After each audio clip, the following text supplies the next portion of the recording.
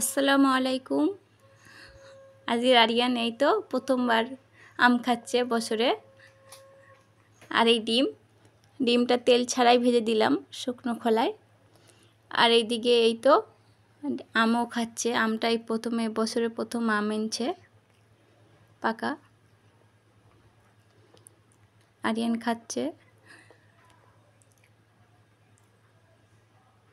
ও বাড়ি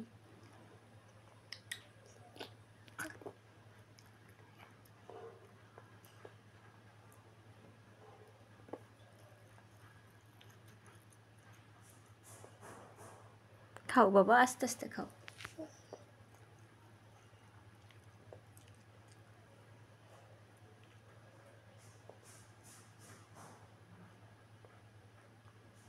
খেয়ে নাও মনি।